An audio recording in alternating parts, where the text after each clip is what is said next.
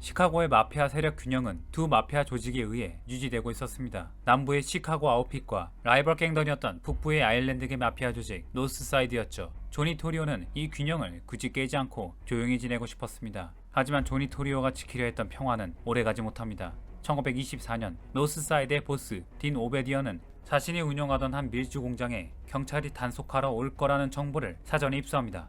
그 정보는 숨긴 채 조니 토리오에게 50만 달러의 밀주 공장을 팔아먹습니다. 밀주 공장은 예정대로 경찰에 의해 탈탈 털리고 투자금도 돌려받지 못했지만 조니 토리오는 조용히 덮고 싶었어요. 그런데 문제가 터집니다. 강경파였던 프랭크 예일이 딘 오베디언을 암살하고 만 것이죠. 이제 두 거대 마피아 간의 전쟁의 불길은 걷잡을 수 없게 됩니다.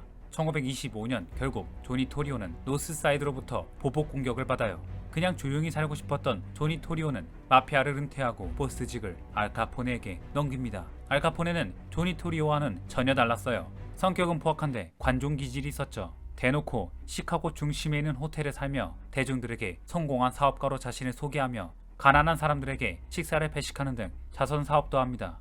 이때 그는 털털한 성격과 언론에 노출되는 것을 즐기는 스타성까지 겸비한 성공한 사업가로 알려지며 시카고 시민들로부터 많은 인기를 얻어요. 온 우주의 기운이 그를 미국에서 가장 유명한 마피아 보스로 이끌게 됩니다. 중절모, 양복, 시가 등 마피아 하면 떠오르는 이미지에서 가장 인기 있는 아이템인 톰슨 기관단총의 전성기가 이때 시작됩니다. 제1차 세계대전에 참전한 군인들은 일부 전진하기도 힘들어 참호를 받고 싸우기도 전에 시궁창 물로 넘치는 그곳에서 각종 질병으로 천천히 죽어갔습니다. 참호 밖으로 뛰쳐나갔다가는 기관총 세례를 받아야만 했기 때문이죠. 돌격하는 병사들이 사용했던 볼트 액션식 소총은 한 발 한 발 발사할 때마다 누리새를 당겨줘야 했습니다. 기관총을 향해 한 발 쏘고 장전하는 데 시간이 걸리니 기관총 세례를 받고는 순식간에 죽어나가기 일쑤였죠. 그래서 빠르고 정확하게 적의 참호를 제압할 수 있는 무기가 필요했습니다. 그러던 와중에 톰슨이라는 자가 1918년 기관 단총을 개발해냅니다. 톰슨은 신이 났습니다. 전쟁이 한창이었던 유럽은 무기를 팔아먹기에 너무나 먹음직스러운 과실이었죠. 그리고 전쟁은 허무하게 끝이 납니다. 기관 단총의 개발보다 유럽의 젊은이들이 멸절하는 속도가 더 빨랐기 때문이죠. 미국 육군에도 납품해 보려고 노력했지만 실패합니다. 이제는 주인 없이 갈 곳 잃은 기관 단총 수만 정이 고스란히 재고로 남아있게 됩니다. 일명 토미건은 본래의 제작 의도와는 달리 불명예스럽게도 마피아의 상징으로 전락하고 맙니다. 1차 세계대전 조기 종결 때문에 묵혀두었던 재고들은 이때 소진되게 됩니다. 톰슨 기관 단총은 워낙 고가여서 경찰들도 소지하지 못했는데 돈이 차고 넘치는 시카고의 마피아들에게는 일반적인 개인 화기에 불과했죠. 이 총기는 총성이 마치 타자기 소리 같다고 하여 시카고 타자기라는 별명도 얻게 됩니다. 알카포네의 영향력이 어느 정도였냐 하면 일리노이주 검사였던 윌리엄 웩스 위긴이 1926년 5월 27일에 총기를 지닌 괴한에게 살해당합니다. 알카포네의 사주였음이 정황상 분명했지만 일리노이주의 어떤 사법권도 알카포네를 감옥으로 보낼 수는 없었습니다. 증거 불충분으로 수사가 종결되고 맙니다. 그가 얼마나 광범위하게 뇌물을 뿌리고 다녔는지를 짐작할 수 있는 대목이죠. 조직이 공급하는 밀주 판매를 거부하는 가게에 폭탄 테러를 하기도 하고 자신의 은인이기도 한 프랭크 예일과 마차를 빚자 암살하는 등 폭력으로 자신의 조직과 시카고를 장악해 나갑니다. 돈으로 정치인과 경찰을 매수한 것은 물론이고요. 참고로 1928년에 프랑크 예일 암살은 최초로 톰슨 기관단총으로 인한 살해 사건으로 기록됩니다. 1927년 기준으로 알카포네가 벌어들인 수익은 1억 500만 달러였습니다.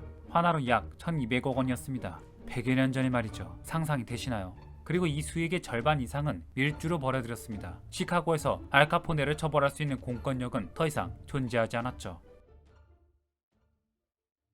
사실 알카포네 말고도 미국 전역에는 시카고 아웃핏보다 거대한 조직의 보스들은 많았습니다. 여기서 자제하며 지냈으면 그의 전성기는 더 오래 갈 수 있었을지도 모릅니다. 하지만 그가 전국적으로 악명을 떨치게 만들었으며 결국 그를 감옥에 집어넣기 위해 연방정부까지 움직이게 만들어 스스로의 발목을 잡게 만든 사건이 일어납니다. 바로 성 발렌타인데이 학살 사건입니다. 1929년 2월 14일 조지 모란이 이끌던 노스사이드 갱단 멤버 7명이 밀주 거래를 위해 시카고 노스 클라크 스트리트의 어느 창고에 들어섭니다. 그런데 거래 상대가 어디에도 보이지 않는 겁니다. 그리고 곧이어 경찰차가 차고 앞에 멈추더니 차에 내린 경찰 2명이 밀주 현장으로 들이닥칩니다. 경찰들은 그들을 벽에 일렬로 세웁니다. 7명의 갱단 멤버들은 가볍게 생각했죠. 어차피 시카고의 경찰들은 다수의 마피아 조직들로부터 가리지 않고 뇌물을 받고 있었기 때문에 곧 풀어줄 거라고, 아니면 약간의 뇌물만 찔러주면 넘어가겠거니 생각했습니다. 그런데 갑자기 문이 벌컥 열리며 귀간 단총을 손에 든 남자 3명이 들어오는 겁니다. 그리고 망설이지 않고 벽에 서 있는 갱단 멤버들을 향해 총을 난사합니다. 총격 소리를 듣고 놀라 밖을 내다본 이웃 주민이 토미건을 손에 든 괴한들과 경찰복을 입은 수상한 인물들이 경찰차에 탑승하며 어둠 속으로 유유히 사라지는 모습을 목격하게 됩니다. 이 사건이 성 발렌타인데이 학살 사건이라는 제목으로 언론에 대대적으로 다뤄지면서 미국을 공포로 몰아넣습니다. 시카고 시민들로 하여금 공권력이 얼마나 무력해졌는지, 자신들이 얼마나 위험한 사람들을 이웃으로 두고 사는지 깨닫게 해주었죠. 이 사건이 있는 동안 알카포네는 플로리다에서 휴가 중이었다고 둘러대며 알리바이를 주장했지만 배우 인물이 알카포네인 것은 분명해 보였어요. 톰슨 기관단총은 비싼 몸값 때문에 흔하게 소지하고 다닐 물건이 아니었기 때문이죠. 위장하기 위해서 다른 무기를 사용해도 됐을 텐데 알카포네의 과시욕과 오만함이 여실히 드러난 사건이었습니다. 이제 알카포네는 연방정부가 주목하는 인물이 됩니다. 대중으로부터의 지지도 모두 잃게 됩니다. 하지만 여전히 알카포네를 살인 등의 항목으로 처벌하기는 아주 어려웠어요. 뇌물의 힘은 여전했습니다. 이 사건은 지금까지도 미제 사건으로 남아있습니다. 1931년, 지금은 조직폭력배가 등장하는 영화에는 간혹 등장하는 시놉시스이지만 당시로서는 아주 기발한 방식으로 알카포네를 교도소로 보내버린 인물이 등장합니다. 바로 재무부 주료 단속반 소속이었던 엘리엇 네스입니다. 엘리엇 네스는 알카포네를 살인, 납치 등의 중범죄가 아닌 탈세 혐의로 기소하려고 했던 것이죠. 엘리엇 네스는 수사팀을 꾸릴 때 시카고가 위치해 있는 일리노이주에 있는 인력을 영입하기 거부했습니다. 전부 알카포네에게 매수되었을 가능성이 아주 높았기 때문이죠. 영화 언터처블에도 나오지만 직접 발로 뛰며 믿을 만한 인물들을 모아 수사팀을 꾸리게 됩니다. 하지만 일주 현장을 쫓으며 증거를 잡으려고 했지만 번번이 실패하고 맙니다. 당시의 마피아 조직은 수많은 점조직으로 구성되어 있어서 말단을 잡아도 금방 꼬리를 자르며 수사망을 피했기 때문이죠. 하지만 결국 엘리엇 네스의 끈질긴 수사 끝에 거래 증거를 확보하게 되고 알카포네는 탈세 혐의로 기소되어 11년형을 구형받습니다. 한국과는 달리 미국의 탈세에 대한 엄한 처벌은 유명하기도 하고 연방정부 입장에서도 알카포네를 교도소에 오랫동안 처박아둘 구실만 있으면 그만이었으니 11년의 형량이 다소 과하다는 여론은 묵살되어 버렸죠. 알카포네는 한번 갇히면 빠져나올 수 없다는 악마의 섬으로 유명한 알카트라즈 교도소에 복역하게 됩니다. 그리고 평소에 무절제한 생활을 한 덕분에 1947년 매독으로 허망하게 사망합니다. 그의 마피아 생활의 전성기는 불과 6년이었습니다. 아이러니하게도 미국의 광란의 20년대도 그 시기와 맞물리며 일어난 세계 대공황으로 인해 허무하게 끝이 나죠.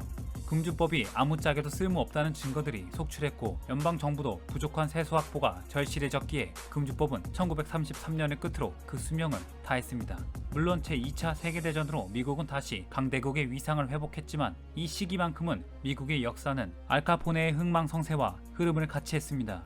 다른 마피아 조직들은 밀주로 더 이상 돈을 벌 수 없게 되었지만 10여 년 동안 노하우가 쌓인 덕분에 전국적이고 잘 짜여진 조직망을 이용해 마약 밀매로 자신들의 부와 명예를 이어나가게 되죠. 금주의 시대의 가장 큰 문제는 사람들이 몰래 술을 먹은 것이 아니라 소규모에 불과했던 마피아들을 전국구의 체계적인 조직들로 성장시키는데 핵심적인 역할을 했다는 것이죠.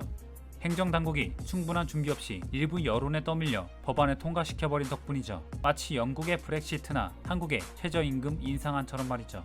인간의 바보짓은 언제쯤이나 되어야 역사의 교훈을 몸에 익히게 되는 걸까요?